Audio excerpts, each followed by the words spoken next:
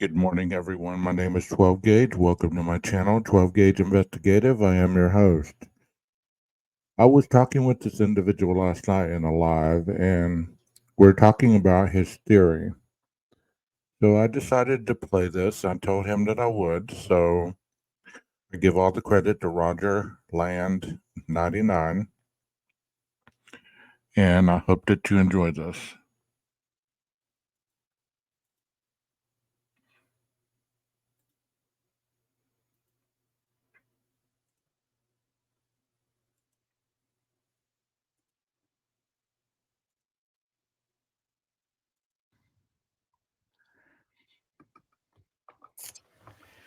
So I put in a little disclaimer here. The following is my best estimate guess of what happened in the Idaho 4 case. This is all my opinion and speculation based on the PCA as well as various research from news reports, websites, and various other sources. Start with a little background on Brian Koberger. He was born November 21st, 1994 in Albrightsville, Pennsylvania.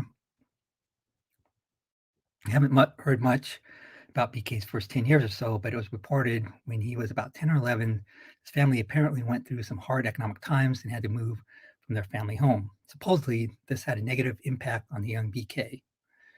Once in middle school, it has been reported that BK was bullied a lot. He was overweight, but had a small clique of friends who were equally bullied. Apparently, this bullying continued into high school through his junior year. It's been reported that BK went through a transformation going into his senior year in high school. BK leaned out and lost his excess weight, and it has been reported that he started bullying people himself.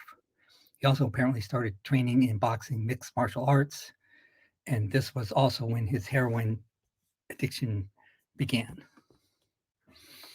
Shortly after graduating from Pleasant Valley High School in 2013 at age 18, BK attended Monroe Career and Technical Institute in Bartonsville, Pennsylvania, but dropped out a year or so later in 2014, age 19. Also in 2014, BK stole his sister's iPhone and sold it for parts at a kiosk at a local mall. It has been reported that BK was in rehab around the 2014-2015 time frame, so this would put his ages around 19 and 20. After completing rehab, the stolen iPhone incident was expunged from his criminal record. In 2016, around age 21, BK attended Northampton Community College in Bethlehem, Pennsylvania, where he earned an associate's degree in psychology in 2018 at age 23. After graduating from Northampton, BK worked as a security guard for the Pleasant Valley School District, the same school district where his father previously worked as a maintenance worker for many years and his mother for a time as a substitute teacher.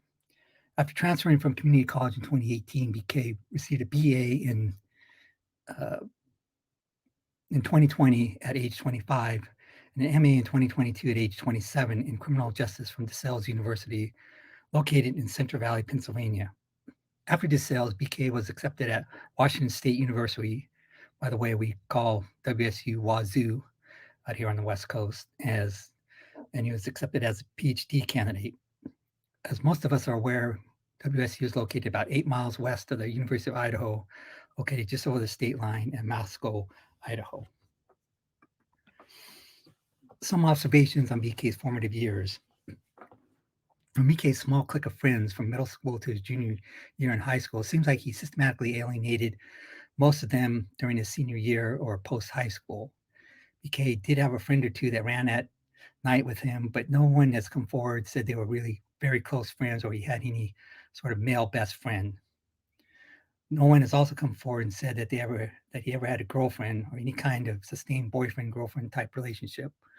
One woman came forward and explained that she had a disastrous Tinder date with him. She had to fake being sick to get BK to leave. Also, there was a story from a local pub, I think this was in Pennsylvania, that BK used to frequent, and he would essentially harass the female wait staff, saying things like, "Where do you live?" and "Can I have your phone number?" as first statements to them, pretty much put them off. Right. The pub owner had to have a man-to-man talk with him, tell him he's welcome at the pub, but he can't harass the female staff. Apparently, BK never returned to that pub.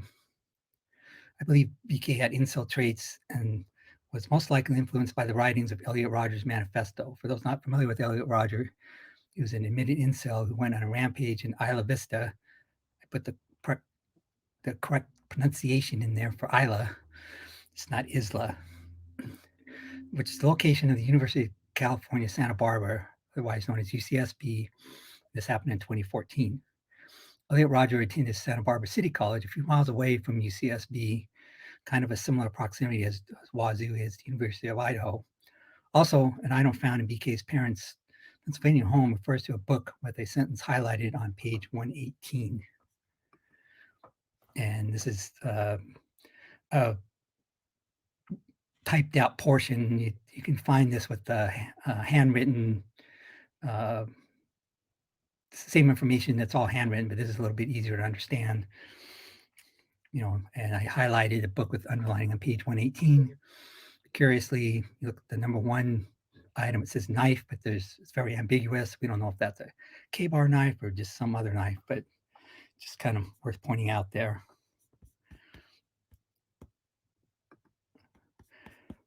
Curiously, Elliot Rodger's manifesto has some profound statements on page 118 that could be relevant and what was possibly underlined by BK. Page 118 is shown below with some possible phrases highlighted. First part, there's not too much of interest, but if you want to look through a madman's writing, you can read part of this. Oops.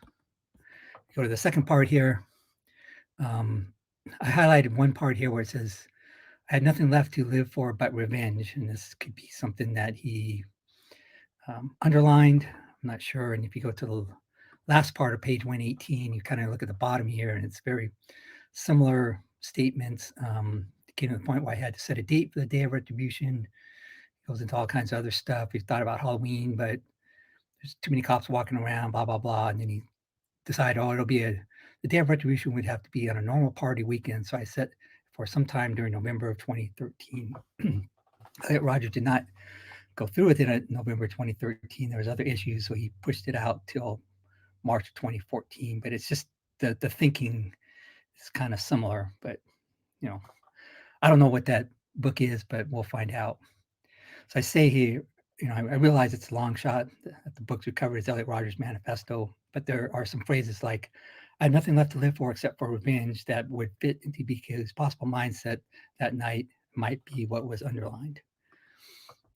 Another curious article I came across was this picture of BK at a reading of A Handmaid's Tale while he was attending Northampton Community College in 2018. You see him sitting right in the front there. A Handmaid's Tale, in short, is a story about government institutionalized control of women, which if you read Elliot Rodger's rambling, crazy epilogue near the end of his manifesto, pages 135 to 138, somewhat similar to what Elliot Rodger was proposing. I also think that the Facebook profile Papa Rodger, if it turns out to be BK, would make the insult case stronger because BK could be tipping his hat to Elliot Rodger by using his last name. I'll show a little side-by-side comparison of Brian Kohlberger and Papa Rodger, just for reference there. So I put a little summary together of BK's past, while he was in Pennsylvania. When I review BK's past up until he moved to Pullman, Washington, it just paints a picture of an awkwardly social person, bullied by both males and females, but it seems that the female bullying cut deeper. BK doesn't seem to have any sustained close or best male friends, nor have any kind of intimate female friends, that is, any kind of sustained girlfriend as opposed to a non-intimate platonic female friend, which he may have had a few. In my world, BK is what we call a chick deflector and just simply can't attract nor relate to females. It just seems to me he was a loner and had no close friends after high school and completing rehab, especially from the ages 21 to 27.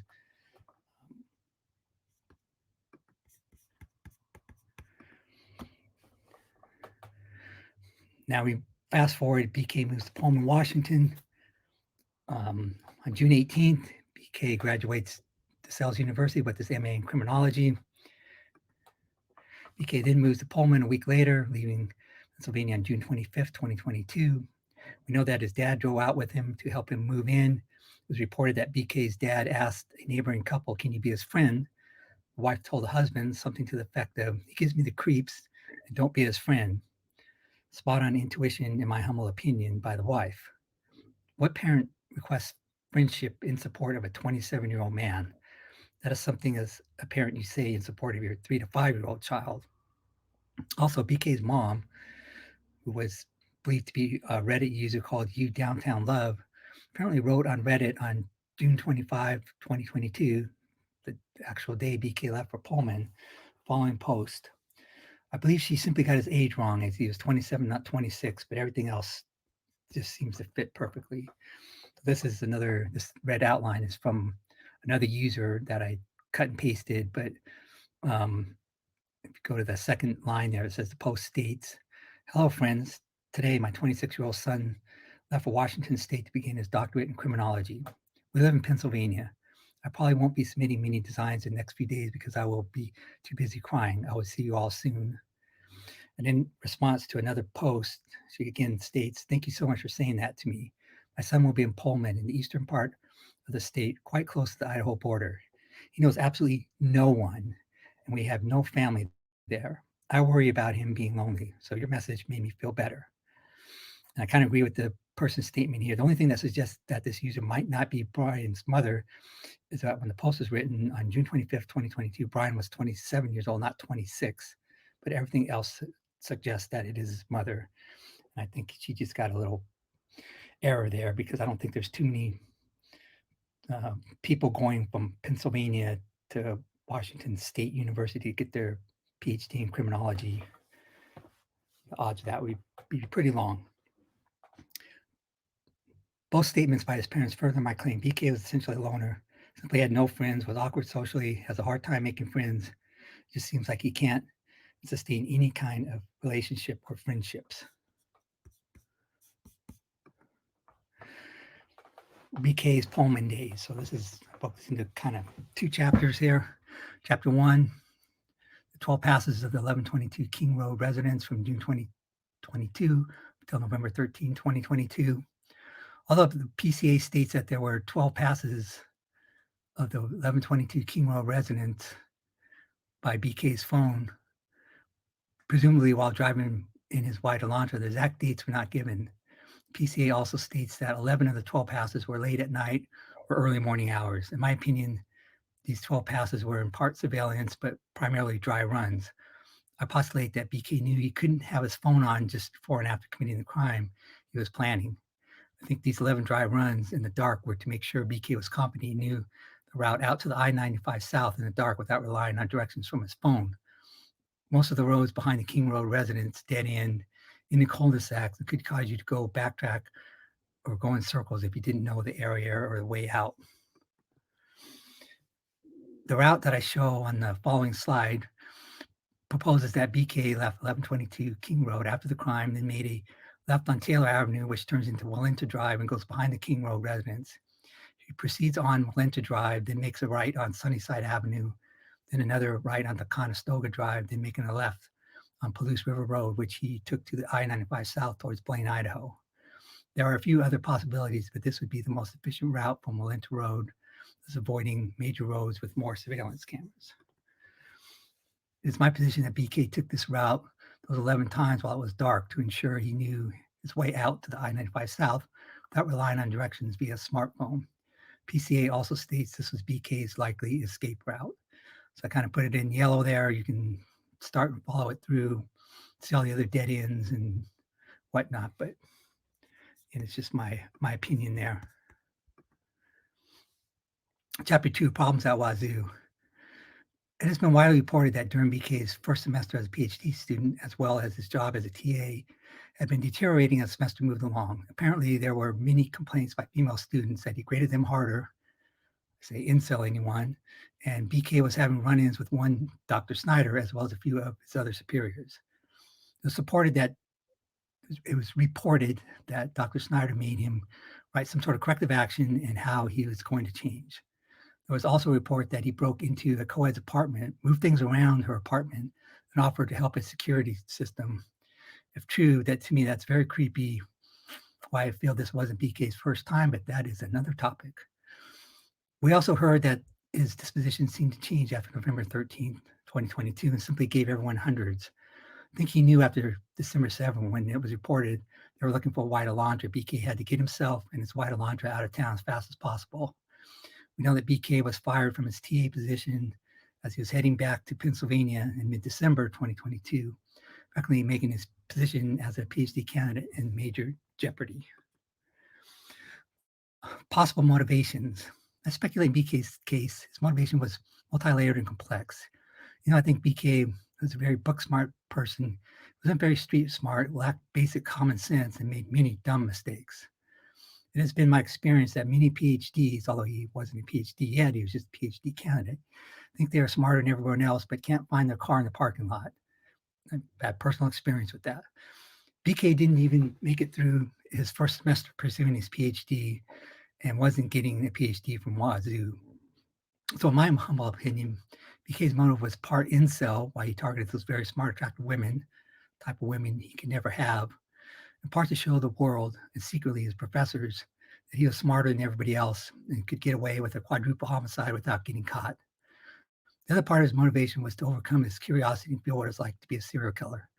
Why he put out that questionnaire on Reddit to existing convicted serial killers.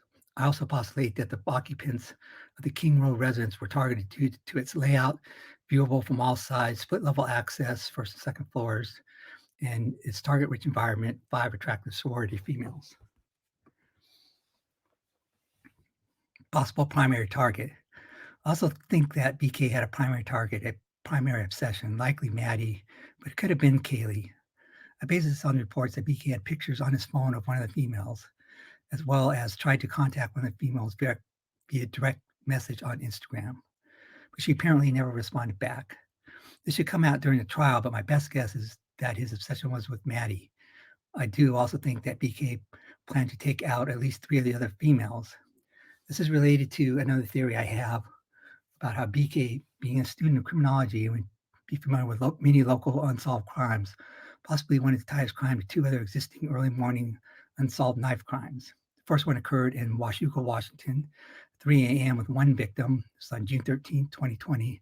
Another one occurred in Salem, Oregon at 3 a.m. with 2 victims, August 13, 2021, although one of the victims survived after being stabbed 19 times. I also thought that BK was not involved with these other 2 crimes as he was in Pennsylvania, but he wanted to establish a pattern to throw law enforcement off. All these crimes occurring on the 13th of the month, first 1, then 2, then his crime result in 3 victims. I think Ethan was a surprise for BK, why he ended up with 4 victims. My IDAHO4 theory, this is the early morning to noon, November 13, 2022. I have a disclaimer here. The following is my detailed working IDAHO4 theory utilizing a chronological timeline. Of course, BK is presumed innocent until found guilty by the Latah County, Idaho Court of Law. This is all opinion and speculation on my part. 2 a.m. This time stamps from the PCA. All 5 residents of the King Road house, Kaylee, Maddie, Xana, Dylan, and Bethy are home after a night out on the town. This also includes Ethan, a non-resident who was spending the night as a guest of Xana's. And I put the evidence, page 3 of the PCA, where it states that 2:44 a.m. timestamp from the PCA. BK leaves his WSU residence. Again, I put the statement there from the PCA.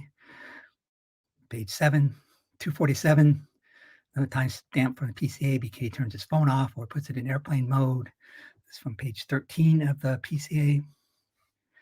3:30 a.m. timestamp is from the Lynn Lane footage. BK makes his first pass at 1122 King Road residence. This is his a screenshot from the Lynn Lane security footage showing to his headlights. He's going to make a right turn, go around that apartment, and go by the King Road residence. It's presumed there should be other video that substantiates that.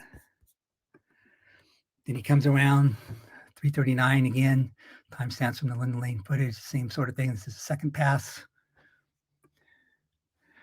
And then at 3:45, this is the timestamp from the 76 gas station A&W surveillance cameras.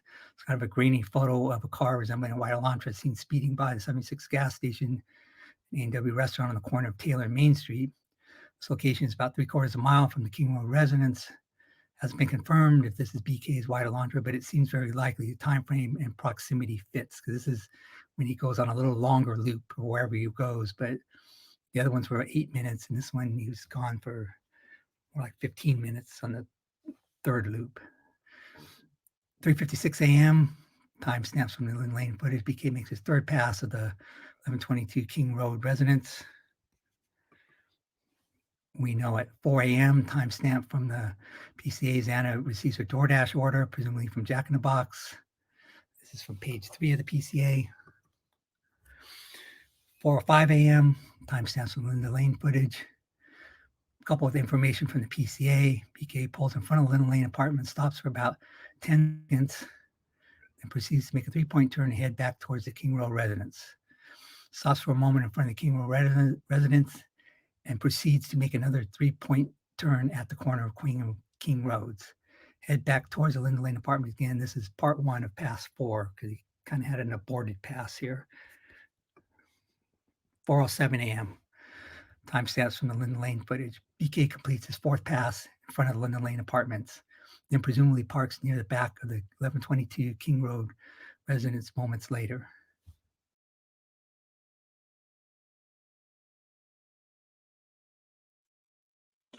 You know, it's interesting when you're watching somebody else's stuff, your mind starts to go and think of stuff. Well, I was just thinking after he supposedly committed this crime and ended up home about 5:30 the next morning or that morning, um, you know how the downstairs lady could always hear him walking around? What if she was a witness to what time he got home that morning? You know what I mean? Like, well, surely they were still cleaning up that DUI hit and run, so there was cops and things in that area. So maybe he was caught on a camera. Maybe he was heard by his neighbor downstairs. Maybe she even saw him. And that is circumstantial at best, but you know, it shows that he was gone during the time that, you know, the PCA talks about. And I thought that was pretty interesting because people never really put that out there, you know. This guy's doing some great work. I'm going to follow this up with the profile of a killer that I did. So hang tight. 4:08 a.m. timestamp is my speculation. After parking, BK preps his kill kit, likely a tote box with a lid. Alternatively, it could be some sort of plastic bag, but a plastic bag is more flimsy and harder to handle, more possibility for leakages, all that kind of stuff, and places it next to his car and leaves the lid off. I speculate he has already prepped the inside of his car with plastic coverings and towels, etc., etc. I speculate he is wearing a dark-colored one-piece jumpsuit. BK also has a mask over his mouth and nose, which is consistent with what DM claims in the PCA. Also postulate BK was likely wearing gloves as well, and it's possible even some sort of disposable covering over his shoes, like you get in the hospital, paper plastic booties. I think it's very likely that his one-piece jumpsuit may not have had a belt line, therefore he had no place to attach his K-bar sheath.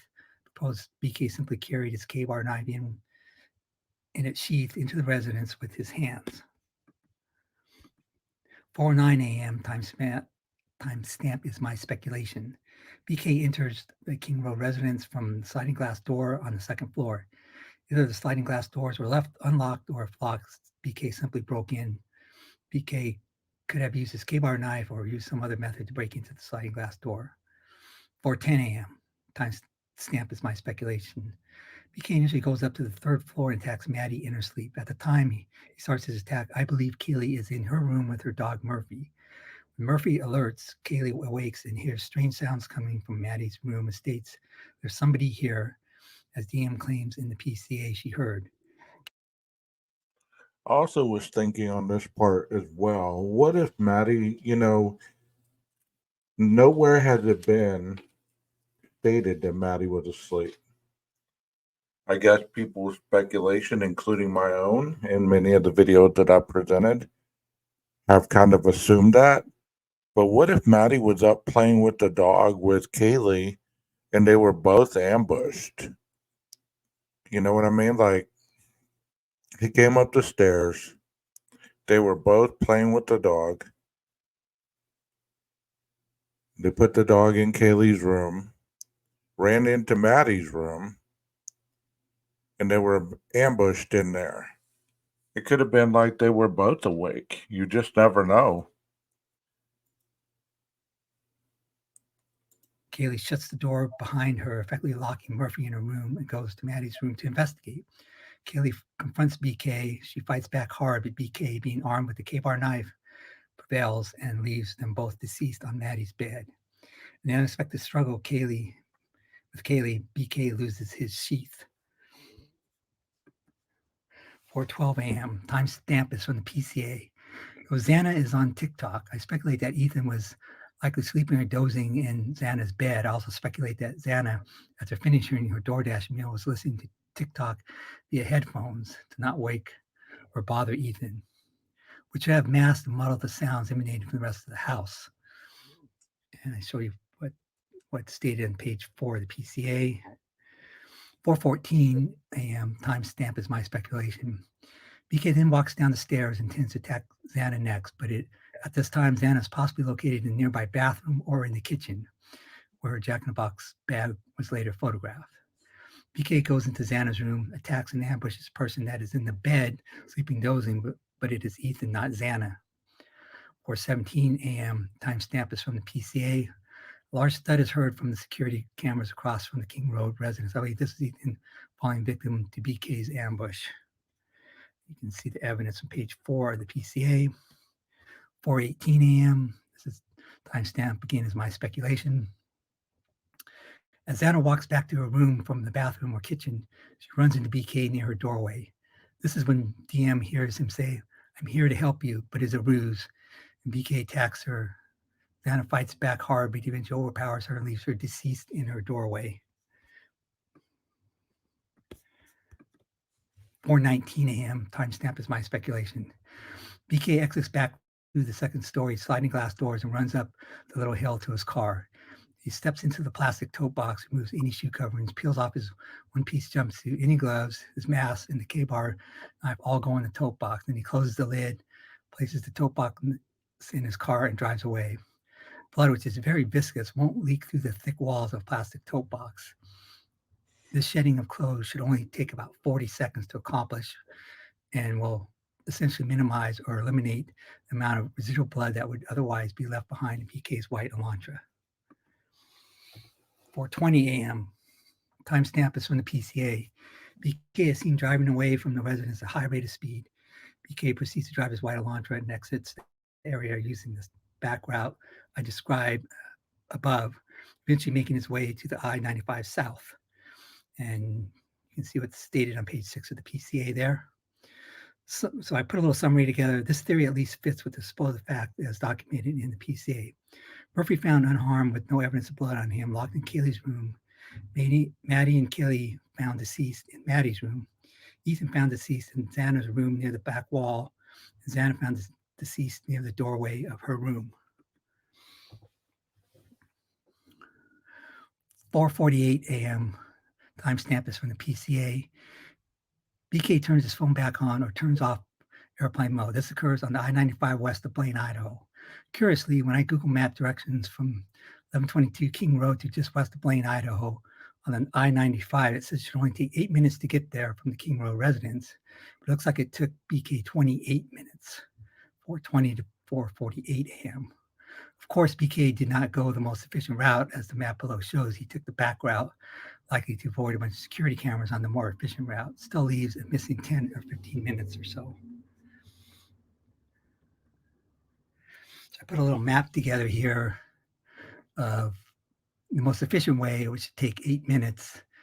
But it took BK 28 minutes to get to the same point west of Blaine, Idaho, where he turned his phone back on. And you can see what it states there on page 13 and 14. So I'll go through in the following slide or two. So 5 o'clock a.m. timestamp is my speculation based on Google Maps travel time. BK turns west near Genesee, Idaho, and heads down to Uniontown, Washington. Approximately 12 minutes travel time from Genesee, Idaho to Uniontown. 5:12 timestamp is my speculation based on Google Maps travel time. BK turns north at Uniontown, Washington, heads back to Pullman via I think that I-195, could be 95, may have a mistake in there. Approximately 18 minutes travel time from Uniontown, Washington, to BK's residence in Pullman, Washington. 5:26 timestamp is from PCA. BK arrives back in the general Pullman area. 5:30 timestamps from the PCA, and based on Google Maps travel time, BK arrives back to his WSU residence. 5:30 a.m. timestamp is from the PCA, and again, based on Google Maps travel time, BK arrives back to his WSU residence. See what states there on page 14. I speculate that BK, once home, started monitoring media outlets, eager and waiting to hear media broadcasts of his evil deed. I think he expected to hear. Okay, so at this point on page 14, it says at approximately 5:30 a.m., the 8458 phone is utilizing resources to provide a coverage to Pullman, Washington, consistent with the phone traveling back to the Coburger residence. So all those people that were saying that, you know, there's no way that the cell towers in Moscow would have been what he was using because it was close enough to ping from his own residence. This shows something different. So that kind of puts a dent into that theory because if he's around his residence or around that Pullman area, he's pinging off this tower by his house. So he wouldn't be pinging at the 1122 residence, that tower over there. So all those people that are saying, well, he could have just been pinging to the King Road residence in Pullman. See how this kind of doesn't make sense? Something by 8 a.m. or 9 a.m. at the latest. 9 a.m. timestamp is from the PCA. BK leaves his WSU residence and drives towards the King Road residence. See what's stated on page 14 there, the PCA. 9:12 timestamp is from PCA. BK arrives in the area of the 1122 King Road residence. BK spends approximately 9 minutes near the King Road residence. Note that there was a report that someone saw him in the field between the Sigma Chi frat house and the King Road residence. I do not know if LE has verified the sighting. Alternative, BK may have made a loop around once or twice using Walenta Road, which would give him a view down the King Road residence from a somewhat safe distance. There you can see what's stated on page 14 of the PCA. 9:21 a.m. timestamps from the PCA. BK leaves the area 1122 King Road residence. I think BK drove by the King Road residence because he wanted to see all the police, first responders, as it's a classical SK trait to return to the scene of the crime shortly thereafter and relish in the chaos they've created. Also, he may have performed this drive-by because he's wondering why there were no media reports yet. 9:32 a.m. timestamps from the PCA. BK arrives back at his WSU residence. You can see what's stated on page 14 there, the PCA. So some observations on the 9:12, 9:21 a.m. King Road. Okay, I want to stop it for a second. Also, in the PCA, it states that once the phone was back at his residence, that phone never pinged in Moscow off of Moscow Tower again afterwards. So that has always stood out to me. How come that phone never pinged in Moscow? Did he not go ever again? Because he said the shopping was better in Moscow. He used to frequent the student union a lot, per student reports, never been verified. But think about that. All of a sudden, you have all these pings, the 11 supposedly. You have him pinging near the residence at odd hours. And let's say he wasn't there, but he was in Moscow somewhere. So after the murders, all of a sudden it's never pinged there again. So what are the odds of that? You tell me what you would think about that. If there's a pattern of this phone pinging in Moscow area, presumably by the 1122 house, 11 times, and then after the murders, there's nothing, silence, no pings from this phone, no interaction with this area whatsoever. What would that tell you? Residents drive by. I credit this observation to YouTube created Real Piscine Predator, who stated it just can't be a coincidence that BK was just randomly driving around and just happened to go straight to the scene of an unknown to the rest of the world at the time quadruple homicide, linger for 9 minutes in that specific location, and drive straight back home. Odds of that occurring are astronomical. It's about the same odds as Eva Longoria knocking at my door in the next 5 minutes. And when I open the door, she's standing there in bikini asking me for a date. I think it's about the same odds. And I second TRPP's observation there. Also, don't think BK went back to get the sheet as some had theorized, as he must have realized he left it behind, but way too risky at 9:15 a.m. or so to re-enter the scene of a crime like that. Very likely to be seen by someone at that time in the morning, since King Road residence is a densely populated area. 11:58 a.m. timestamp is from various PD press conferences and news sources. This is when the 911 call was made. Not been much information provided related to 911 call. Most likely scenario that I can think of is that DM rationalized what she saw and what she heard is just normal party house noises and went back to sleep. As far as BF goes, we don't know if she heard or saw anything one way or another. It's very common for college students, especially after a night of partying, to sleep in till 11 or noon or even later.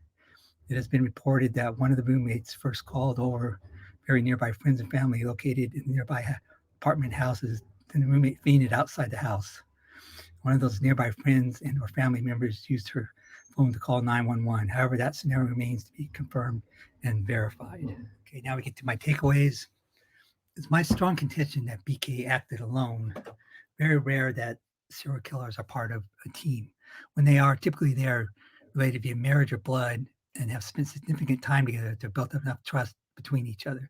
Some examples are the Hillside Stranglers, which were cousins, Ken and Barbie serial killers, married couple, Fred and Rosemary West, married couple, Sunset Strip serial killers, boyfriend and girlfriend. Since BK was not good at making friends and only recently moved to Pullman, Washington, had no relatives anywhere nearby, I highly doubt he had some sort of accomplice. I believe BK had plenty of time to eliminate all four victims.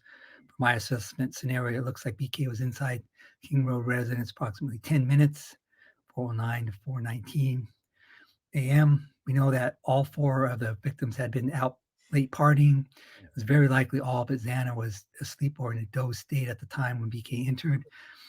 It wouldn't take long to walk up and attack Maddie, who I presume was sleeping. 1 to 2 minutes would be all it would take to ambush someone defenseless sleeping in bed. Then per my scenario, BK next had to face Kaylee, since I think that she walked into Maddie's room and confronted BK and fought him off back hard, but maybe 2 to 3 minutes before she was eliminated. So worst case, it would be 5 minutes for the horrific events to happen on the third floor. I think a similar scenario played out on the second floor. Ethan was likely sleeping and dozing in bed, was ambushed in bed 1 to 2 minutes or so. Then Xana, who may have walked in and fought back another 2 or 3 minutes. So again, worst case would be 5 minutes for the horrific events on the second floor. Totals of 10 minutes, and in my view, 2 minutes to eliminate a sleeping or dozing person, 3 minutes to eliminate an awake person that is fighting back. You know, especially fairly petite females, individually facing 5'10" athletic male armed with a K-bar knife. Seems to be very reasonable time frames. I think it is very likely that BK over-attacked his victims while the initial crime of passion claims was made by law enforcement. That is why it took a total of about 10 minutes. I think the time frame in theory could have been much less. BK just did the minimum needed to just eliminate each victim. However, we won't know if any of that is true, any excessive stabbing or whatnot, until autopsy report is revealed during the trial. As stated above, I think that BK's motivation was complicated, part incel, part showing everyone that he was smarter than anybody else, and as well as wanting to feel what a serial killer feels like during and after committing a brutal crime. Thank you for your time considering my theory. Ultimately, I have no way of knowing exactly what happened. I could be totally wrong or partially right or anywhere in between, but decided to present a plausible theory based on the facts as we know them.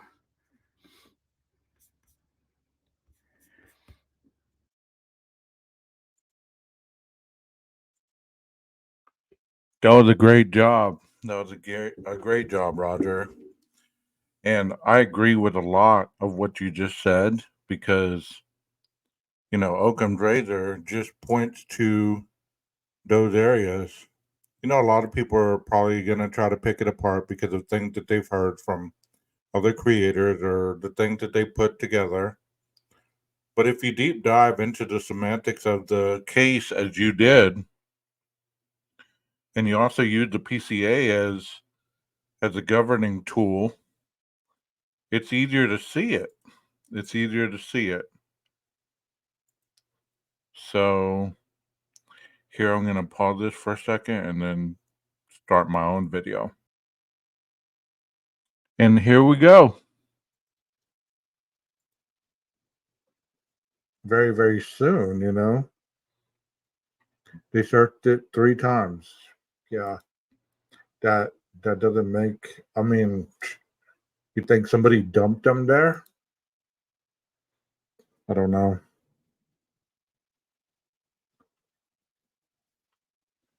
Jet set, we're fine. We're fine. I didn't put this disclaimer in the intro. Everybody's opinion is valid in the chat. We agree to disagree. And you're in this chat, you can speak freely. You can talk about things as long as you don't attack me or you cuss me or any of my panel guests whenever I have people up here, we're good. So let me see what you have to say. Respectfully, there's cameras with microphones that can pick up a long distance. So I'm not convinced it is or isn't from inside the house. That's fine. Yeah, I mean, I don't know it's from inside the house. I mean, I'm just thinking, outside the box a little bit because, that light bulb cam, it was out there for a while, and I don't know if I don't know if they how much sound that a ring light bulb cam like that could actually pick up.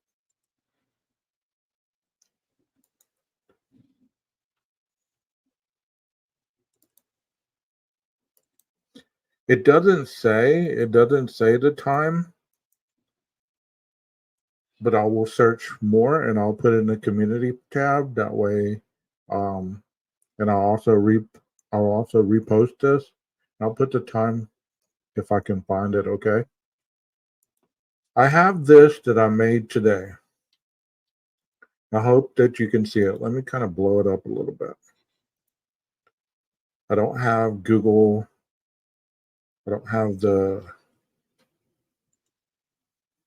Office on this laptop because it's a gaming laptop. So I've never bought the Office 365 on it.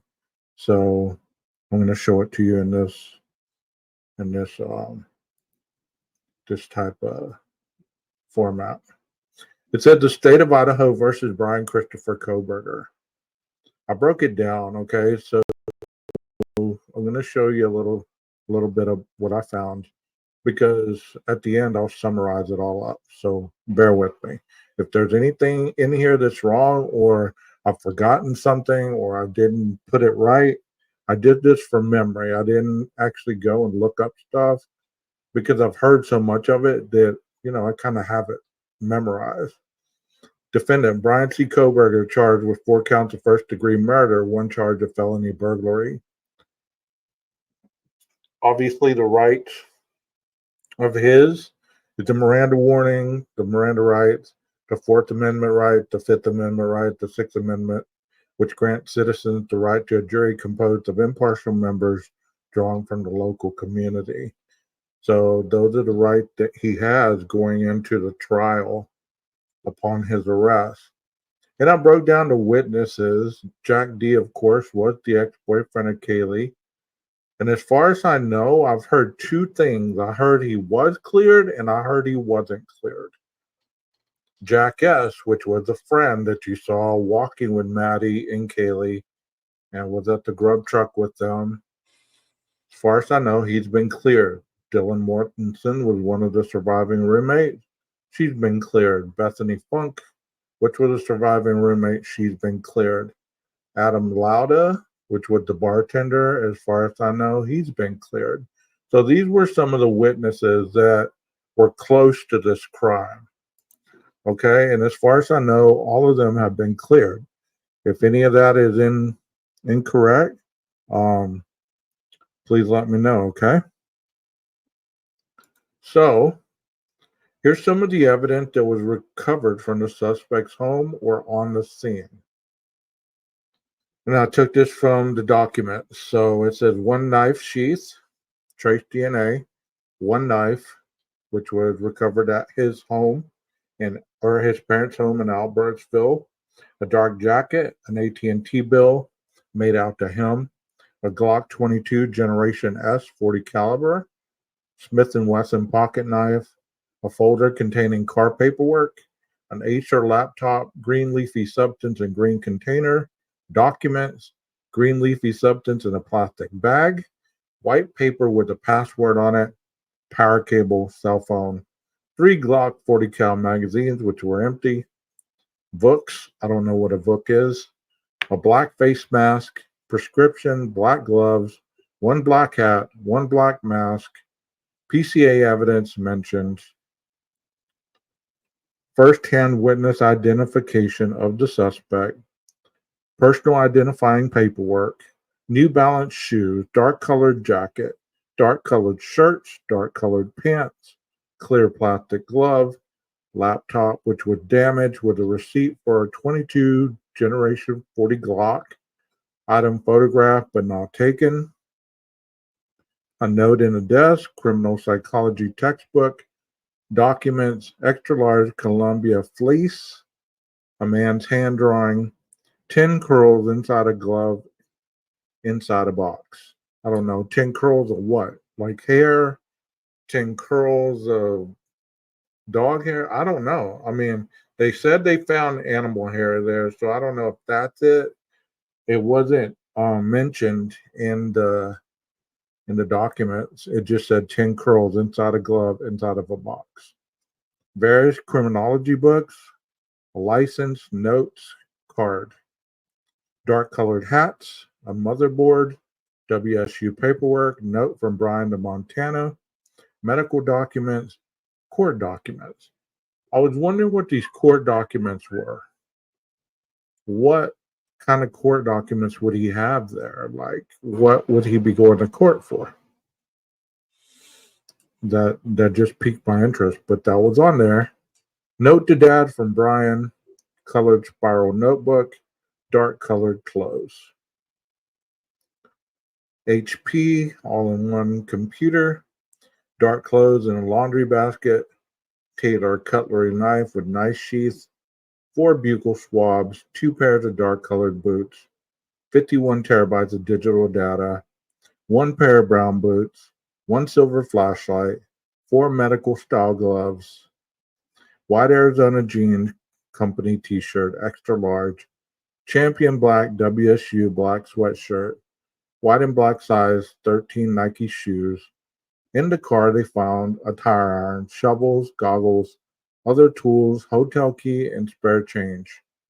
In the house, most certainly collected, with blood evidence, DNA swabs, latent shoe print, autopsy, photos, x-rays, boot print in the back of the house, number 3, paper in the front yard, number 4, tire impressions, measurements of the distance, mattresses, miscellaneous furniture, the cutout of the sheetrock in Maddie Mogan's room, pictures in the house, outside of the house, video footage of both, computer tower in Kaylee G's room, all cell phones in the house, golf clubs, miscellaneous clothing of the victims, video footage 1112 and possible 700 Queen Road, 500 Queen Road, number 52. Buccal swab from BK, fingerprints from him, and possible other identification, driver's license, school ID, etc. Witness statement, 911 call, possible DoorDash camera footage of white Elantra. And this is not evidence to be used in the trial in the possible leak. The Linda Lane footage, I believe, is a red herring. The gas station footage of the car also is a red herring. The IgG testing, I don't believe will be used in the trial. I believe it was an FBI tip, not to be used as evidence in the trial. The Banfield body cams, also a red herring. Police body cams of the noise complaint before the murders, not applicable to the actual crime. The black coat on the fire hydrant, not taken for evidence or was not crime scene related. 4 guys running in the background of the body cam, not crime related or have been cleared by investigators. The Fight Club, unverified by police or spoken by. Moved from other location, unverified by police or spoken by. Brian seen on the Banfield the next morning, it's unverified by police or spoken by. 5 people in the backyard the next morning is unverified by police or spoken by.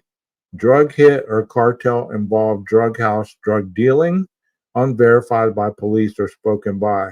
I forgot to put grub truck in here. I believe the grub truck is not going to be used in the court hearing, just a Twitch video. I said, for people to claim there is no evidence in this case and it should be dismissed, look at all the evidence that we have been told about, and I wrote down based on memory, and I'm sure I missed some, but this alone is physical, scientific, forensic, and factual.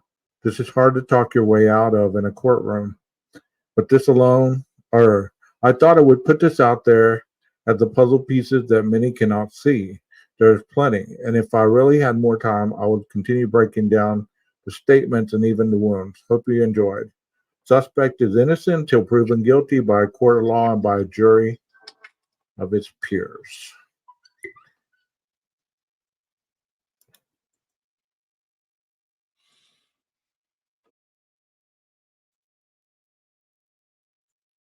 Oh, I can't hear you. Sorry about that. When this came out, I thought that the warrant that they were doing were to see if he had any kind of financial ties to any kind of online shopping, any kind of online getting any kind of receipts from online, things of that nature. I don't know if that's what you were asking.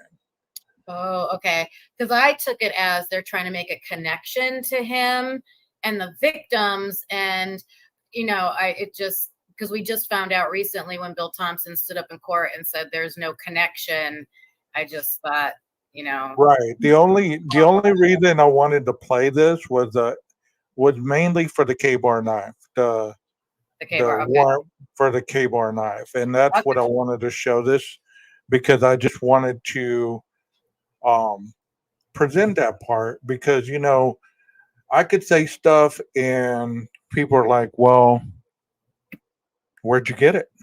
Where did you get that receipt? Does that make sense? Okay. Yeah. Yep. Okay, I want to show a little bit of my notes. I'm not going to show them all because we might not get through all of it, but I'm going to show a little bit of my notes on how, I don't know if y'all can see that. Let me make it a little bigger. Can y'all see that? Yes. Okay. I took this from excerpts of parts of what we know about Mr. Koberger. And like I said, I'm just using him as an example. I'm not putting him as guilty or innocent. I want to stress that to the chat, to you guys. I'm just presenting the profiling, and he's the easy target, because that's what we were going to talk about today. I call this the deception of a killer. As we know, he was bullied, mostly by females, He had weight issues, quiet mostly in his books, anger issues early on, gaslight behaviors, physically aggressive, smash things, punch a wall. Friendship ended due to a headlock, heated debates in doctorate classes, contrarian opinions, more disagreements with women. Koberger was warned about his interactions with women working and frequenting a bar in Bethlehem, Pennsylvania. This guy made creepy comments, keep an eye on him. After one or two drinks, gets comfortable, would get upset with them a little bit. The waitresses. I don't know what you're talking about. You totally have me confused. And I'm gonna go in depth in how I broke these down. Okay. Also, they said intelligent but quiet. I didn't socialize with him because he had made anti-LGBTQ comments, and I am a queer individual. He was quiet and stared a lot, but after the murders, he seemed more willing to talk and hold a conversation. If he visited the Mad Greek, wouldn't there have been same behaviors there at the pub? Notes about the creepy guy. He wouldn't look away if you caught him staring, like he wanted you to notice he was looking at you. He didn't smile, didn't nod, didn't say anything, just stared. Okay, so let's stop right there. Okay, so let me go back up to the very top.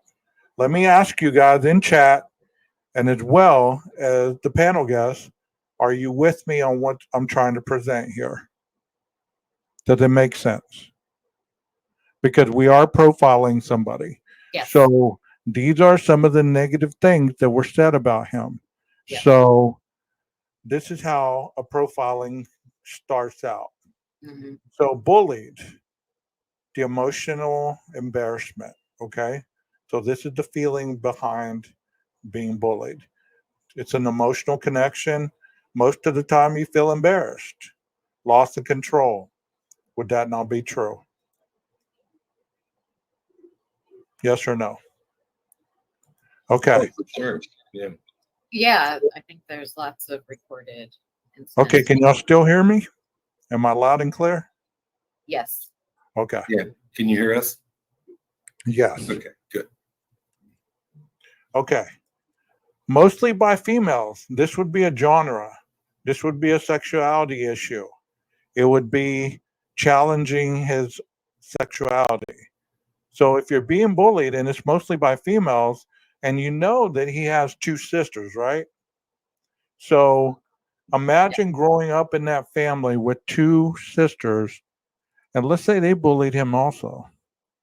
It's totally speculatory, but we do know that he was bullied by females as he was going through school. So that plays on his sexuality, such as self esteem, feeling embarrassed, inadequacy, feelings of loss of control. And then he had weight issues. We've heard about the weight issues. This is obviously a self esteem, self image issue. So, those people that say that there was no signs, no red flags, he was just a good guy, he was just quiet. I'm digging a little further here. Okay? I'm digging a little further here. He even had self admission in his writings that he had lack of empathy. So, if he didn't have any kind of empathy toward people that bullied him, that turned a behavioral change there. Does that make sense? Are y'all still with me? It makes sense. We have actually, some knowledge about, some of this as well. And, it actually kind of hits home for us a little bit, some of the disconnection and, so it's pretty powerful, what you're putting here and how all these things do come together, because it ultimately, from our experience, it ultimately leads you down a path where you just don't feel other people's feelings. It is only about yourself. It is only Right. about, how you're interacting with the world, not how the world's interacting with you. So, yeah, this is pretty powerful stuff here. Okay, we have a question from the chat. I like to take questions from the chat. Heather says, how can he have met a girl since starting school in August and have installed her camera after a break, or got two chicks' numbers at a pool party if he's such an odd duck or so unliked by women? Okay, let me answer that, Heather. Okay, this is totally just based on the analytical part of it. So, whenever you've been bullied by individuals, this just says mostly, it didn't say all. Okay, so mostly by females. He had weight issues, self esteem, self image, quiet, mostly into his books, coping, isolated. So, the anger issues, the emotion, the coping skills. So, what you were asking is how can somebody so isolated and creepy and all this get these people's numbers and also install the camera of an individual he befriended? I'm not saying that all women were creepy to him. All women, there might have been some women that were attracted to him. I'm not saying that just because he started off in life like this that he ended up in life like this, because I'm gonna if we get time, I'm gonna highlight some positives also. So this is not just a negative um, portrayal of Mr. Koberger. I'm gonna give some positives as well. Okay, so um, like I said, if we don't get through it tonight, we'll do a second part and we'll go into the positives and some other things that I have I've highlighted here. So I 12 hope gauge. that Can I add something to that, to the go answer to ahead. that question? Go Um, ahead. we've also experienced, because we do understand some of these behaviors.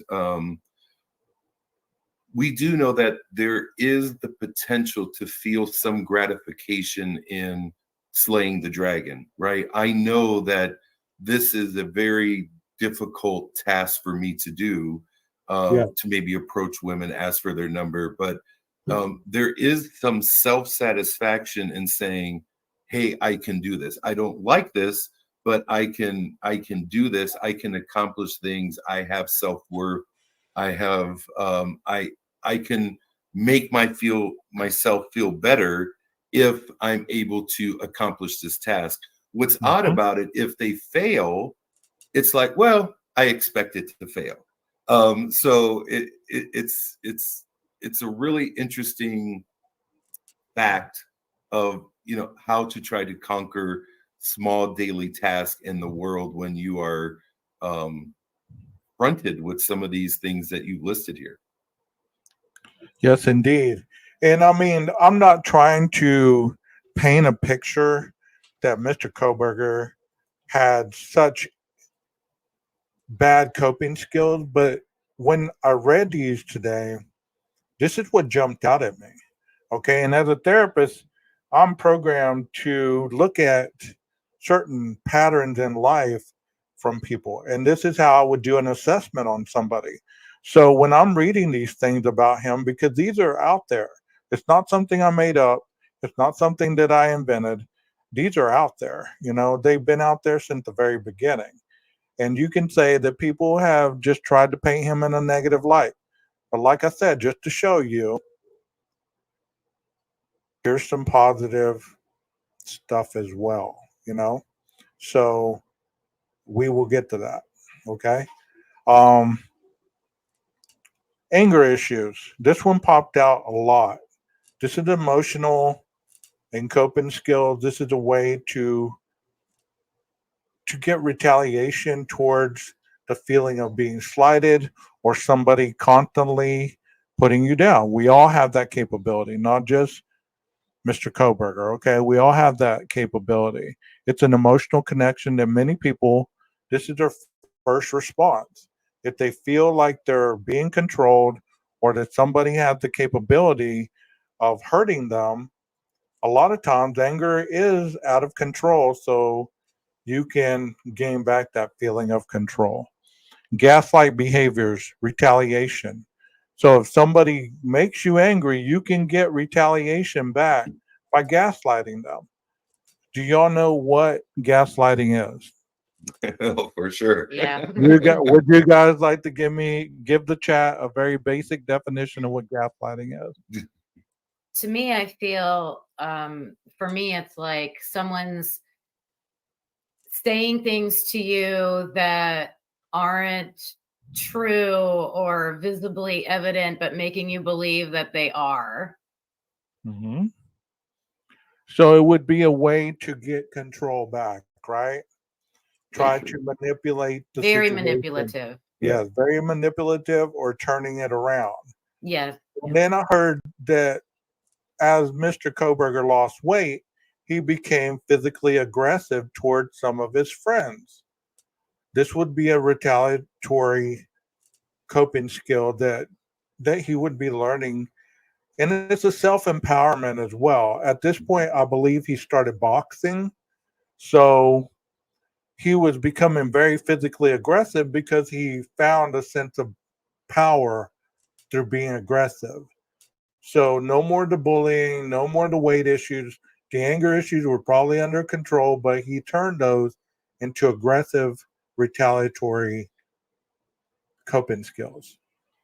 Also read he would smash things, punch a wall. This stuck out to me as not wanting to hurt another human being. Do you hear that? When he Yeah. would smash things, when you would punch a wall, that means that you have conscience enough at that point in his life that he didn't want to hurt anybody. So it was easier to hurt himself because that's what he learned as far as being bullied, having weight issues, the self esteem stuff, being quiet, introverted. Well, I'm going to hurt myself because this is normal. I'm not wanting to hurt anybody else. Does that make sense, guys? It does. It does. And sometimes, from what we're familiar with, there would be no physical contact. Anytime there would try to be anything retaliatory, it would be with words, but never getting to a point of any type of confrontation, any physical confrontation. It would just be, like you said, a gaslighting or, things of that nature. But yes. Words. Yep.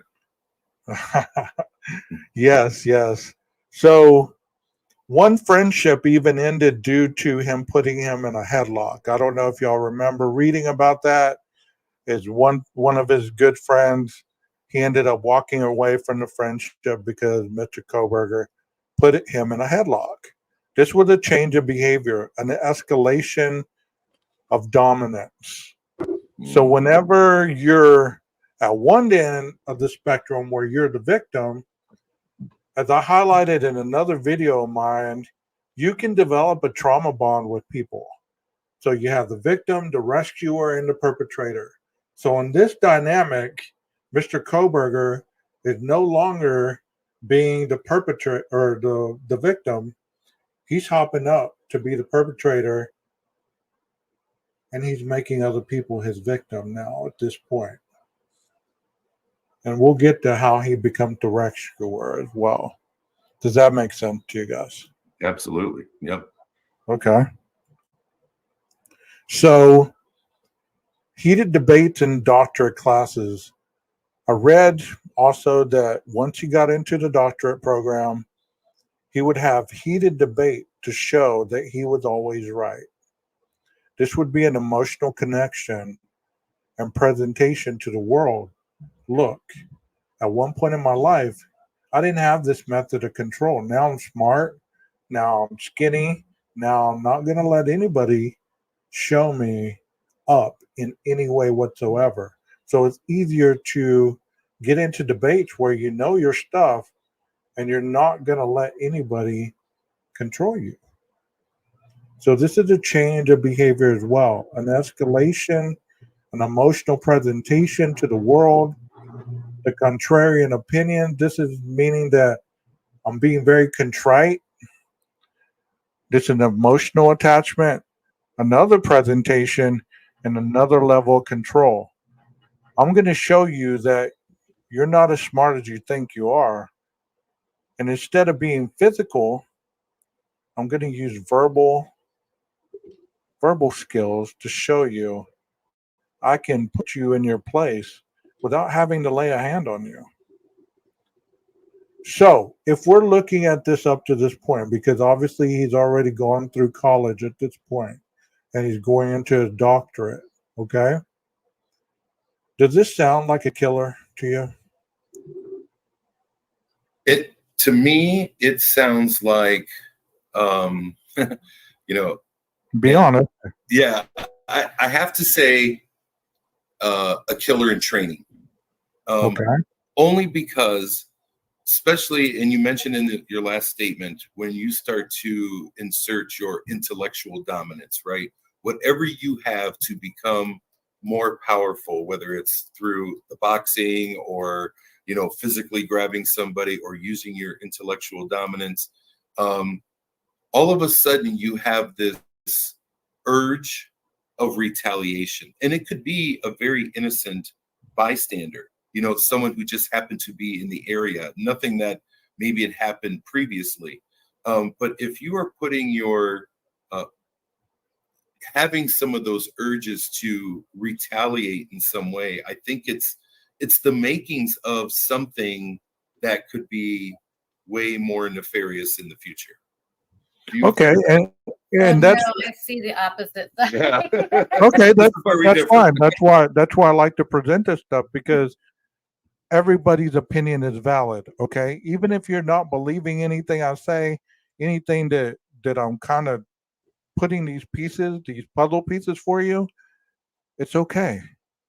We're No, adults. I We get we that can it's have discussions. Go ahead. yeah, I get that it's a profile for a reason, that there are people who commit certain crimes that exhibit these types of behaviors. I get that. Where I struggle with, and personally in my life also, is looking at these traits, and you don't know what to believe. You don't until something happens, and in Brian Koberger's case that it did happen. He's the guy. We've seen all the evidence. It's gone through court, all of that. Then we'll be able to go back in hindsight and say, see all these XYZ traits. But when you don't know, there are people that have these traits their whole life and may not ever commit any kind of a crime. So it's very hard. Good point right there. Good point. And Heather once again says, in her experience, let me put this up here. In her experience, most teachers, professors, and TAs think they're the smartest in the room. Don't mean they have the capacity for homicide. That's so true. I mean, you made a great point right there, Kim. I'm not trying to paint a picture whether he's the guy or whether he's not the guy right now. Right. But I want to show you how easily it is for people to jump one way or the other. That's mostly the reason I'm putting this out there tonight, is because it's easy to point, okay, well, you can go from this to the end result because you know the end result. There was a quadruple homicide. So by looking at this, you can say, there's no way. There's no way. But if you look a little deeper, as you said, there's people out there that have those tendencies. They just never act on them. Yeah. But we all have that one specific thing that could happen to us, and this is stirring underneath the surface, and boom, they go and wipe out a whole mall. Yeah. And they say, Right. and their parents are always saying, well, there's no way it could have happened. He was such a good kid. He was this, that, and the other, and this and that. Yeah. So. People say that all the time. And 12 gauge, this is a debate that Kim and I have. So you're really hitting on something that we've actually talked about a little bit. One of the things that we talk about is somebody who exhibits some of these traits, right? You have to be aware that, and in our case, you know, some of the things that we think about are, and we're not close to it in this regard, but when urge meets opportunity, a person who exhibits some of these things can act in a very bad way. You know, one-on-one, or like you had mentioned, you know, in a mass killing or things like that. It's when that urge meets an opportunity. And there are so many examples of it. You know, I know you said you know, talked about other cases. One of the ones that we often go back to is the Jeffrey Dahmer case. His very first killing was, he always had this urge, but would never act on it until he saw a hitchhiker. And I had the urge, I had an opportunity because my father was out of town, and that's how he got started. So I'm always aware of understanding these traits of people that we interact with, you know, and making sure that, you know, I don't want to be in a position with them in some way where that urge could lead to an opportunity for them to hurt us in some way. Exactly, exactly. But I'm going to continue on, and I want you to think about this through my eyes right now, okay? Because I know that you've heard all this stuff and you've dissected it and you've put things together and you've found your own theories. I'd like for you to kind of look at this through a therapist's eyes, okay? Because the way I look at things are totally different. There's no emotional attachment whatsoever. You know, there's no emotional attachment. Everything is objective, meaning that black is black and white is white. You can try to convince me of your view, and that's fine. I respect it. But through a clinician's eyes, it's totally different. And I know that I have some clinicians in here, and I have some people that have firsthand knowledge of this stuff. And you know, that's great. I'm happy about that they have that. But I'm looking at this totally different than an emotional attachment, because if you look at this emotionally, you're gonna want to be pro or guilt, if that makes sense whatsoever. Sure.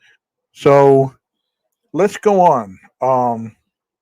Here we have more disagreements with women, grading harder on women, you know, being called out because of it, having to answer to it. Genre. There's the woman again. Another woman issue. Could this potentially have anything to do with sexuality? Could this have anything to do with Mr. Koberger's sexuality? I know that that's a hard pill for a lot of people to even go there. But think about this. Most individuals that are domestic violence individuals, they don't like women. And when I say that in the regard that I don't want you to think that they don't like women. They do enjoy women, but they view them in a different light than an individual who has had a healthy upbringing with a female individual in their lives. Does that make sense, guys? Chat, does that make sense? You don't have to agree with me, but I'm just trying to show and understand, or give you an understanding of why I'm saying what I'm saying. Okay? So here we go. Koberger was warned about his interactions with women working and frequenting a bar in Bethlehem, Pennsylvania. More sexuality? What is viewed as creepy? Because that's the word that they used. Creepy behavior. Do y'all remember this? Have y'all gotten to that point yet where you've read about, you know, his interaction with the waitresses there at the bar? What is viewed as creepy? You tell me. You guys tell me in the chat. What is viewed as creepy? You have a couple of drinks, you're hitting on some waitresses, you're asking them for their phone number, you're asking them what they're doing with their life. He's a 28-year-old male. What's viewed as creepy? Y'all tell me. Heather, tell me what creepy is. You tell me. I want to know. Because that's the word that they used by his name. He has, after one or two beers, he gets creepy. What does that mean, guys? Getting in your personal space, physically touching you when you don't want to be touched, following you around. But is that is that viewed that way because of the way he looked, or possibly the way he just stares at you? The stare. It could be Just that. jump out on a limb with me here. What is so creepy? Because those words have been uttered more than one time in describing this individual. He does have a dark blank stare, Okay. or he could. I mean, he has dark eyes when you look at some of his photos. Okay. Christy says just staring at you. So just staring at you can be viewed as creepy in your eyes, right? Let's see what deception says. Y'all have who other view on who might have happened? I think it go back to Ashley Fugel. I don't know what that is, but okay. Twiz says creepy doesn't have to deal with touching all the time. Also, creepy is different from girl to girl. You're very true there. I'm trying to get some insight because this word has followed him for a long time. He started asking where they live and awkward questions like that. Yes, I read that also. I haven't gotten to that point, but yes. So what's creepy about that? You're 28 years old. Carlos, you've been 28 before, right? Well, I was just thinking, you Well, know, you heard of women. well, I was You're thinking like, 28 last year. You were 28 yeah, last exactly. year, Thank right? you for that. There you But go. There you go. has somebody ever been kind of weirded out by me, you know, maybe in a, you know, a happy state after a couple beers? You know, I would like to think not, but what I do know is I'm very tall. And so I'm 6'6". I think Koberger's well over 6 feet tall. Yeah, So 6 I foot also tall. know that I have to be very careful. I stand with my feet spread apart so I look shorter, you know, in public. You know, Okay. I try not to stare over people at somebody, you know, and this was many years ago, well before, you know, we got married. But, you know, I certainly wouldn't make extended eye contact if I was, you know, Okay. if I was interested in somebody, I would try to, you know, walk over and try to have a conversation. I think anytime I did anything across the room or tried to do, you know, like sexy eyes or something, I think that would lend to creepiness, you know, especially at my size, you know, with a couple Okay. beers in me, it probably looked pretty silly. So just you just sitting there just staring at somebody like this, be like, would that be Exactly. creepy? But Exactly. and I think, I don't know, the women in the chat can add to this, but most women who have been out at establishments like probably have used that word, you know, describing some guy that's creepy. Like I would use it, you know, just for any unwanted attempts at trying to get attention or not taking no as an answer or something like that. Yeah. Okay. And putting it in a little perspective, you know, not to go against the women here at all, but Right. if I was Brad Pitt looking in that direction after a couple, you know, pops in me, I would probably be described less creepy than if I was Carlos staring across the room after having a couple alcoholic beverages. So I guess it's all perspective too. Right. I love this comment right here. Andrew, you made me laugh. You made my night. You said vampires who stay up all night and gaze at the stars are creepy. There you go. Vampire. Awesome. Awesome. Heather says creepy is a feeling a woman gets during an encounter with someone. It can be from a lot of different reasons. Yes, Heather. Yes. At WSU, he freaked one girl out so much she ran out of the room. He followed one to her car. Mm. Okay.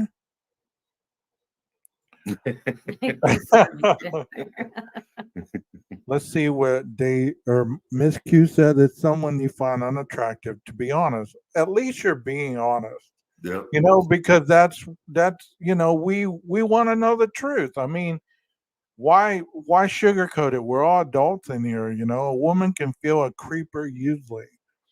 Yeah. And that word has been everywhere in this case. That's why I'm not trying to be ignorant here, okay? I'm just trying to really get an understanding at different people's perspective of what that word means. Because think about it, being a juror and you hear that word, because it's going to be uttered there somewhere. He's viewed as a creeper. He's viewed as creepy, creepy, creepy, creepy, angry, angry, angry. This, that, and the other. They don't validate you as a positive individual with that word. Yes or no? Yes. Yeah. Yeah. Deception says, "Well, I'm creepy. I love stars. I'm always awake at night." There are way too many single moms to trust their intuition. I've experienced a creeper quite a few times. Few stuck in my mind. Okay, well, let's go on from that. I just wanted to invading your space more than staring. Okay, so if somebody is having a couple drinks, you tell them, "Hey, Brian, you're cool, but I got a boyfriend. Well, he ain't got it like me, whatever." You know what I'm saying? Just creepy is creepy to people. So whatever their view is. But I just want to know if really Brian gets the benefit of the doubt in any scenario. You get what I'm saying? Like, let's say he goes to Hooters next door and they don't find him creepy. Is it because people have ganged up and said, "Hey, that's just a creepy mother," you know? Don't go give Brian more than 2 beers because he'll try to hit on you, or he'll just sit there and stare at you all night. But at Hooters, he does the same thing, and people are like, and he leaves them $100 bill and tip. He's not creepy at all, then, right? Does that make sense? I'm being honest here. Tip Y'all or know not, what I'm still gonna think Yeah. you're creepy. Well, Y'all- you're jumping y'all on know me what like I- that y'all on know that what one. I don't think I can. But I did see someone make the comment about Asperger's or something like that somewhere, him being on the spectrum. Are Yes. you going to address that part of it too, maybe? Go ahead if you'd like to do that. I mean, you're on the panel. You got free speech. I would just say that if you're someone with that condition and people don't know you or understand that condition, because it sounds like a lot of people knew him, his friends, and got super annoyed to the point of not being his friend anymore because of his behavior. But I also know even people you think are close to you might not understand, especially if it's something undiagnosed. Right. I mean, if he starts talking about criminal justice or psychology at the bar, that's going to seem kind of creepy, right? Yeah, it's going to seem When very weird. when everybody else is talking about football and what they did last night and this and that and the other, and he bust out with, "Well, you know what? That sounds like a crime and blah blah blah and this and that." Bro, we are just talking about the handcuff that my girl used last night or whatever. I'm just trying to keep it clean, but Yeah, that's a great example. That's what I was talking about. Yeah. it's kind of creepy, right? Kind of creepy. Well, So and one thing about the Asperger's maybe is a lot of times they really don't pick up on social cues. So if someone's looking back at you and like, "Hey, what are you doing?" and you just continue to stare because you may not be able to pick up on some of the social cues that are out there too. So I guess I kind of understand a little bit if that's part of a Yeah. diagnosis that he has. Maybe it's just he's unaware. He's unaware.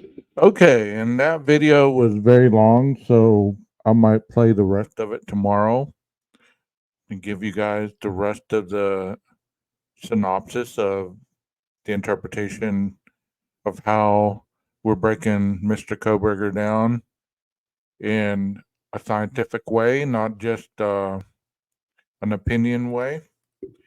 So I hope that you guys will check out Typically Unique channel. You will check out Nina's channel. You will check out Heather Fitzgerald channel, Christy Nevada's channel. There's a lot of individuals that are in this chat that are creators now. So go check them out. They have some great insight. And that's all I have for today. Can you dig it? Can you dig it? If you can't, you might get a bigger shovel. Maestro, cue that music.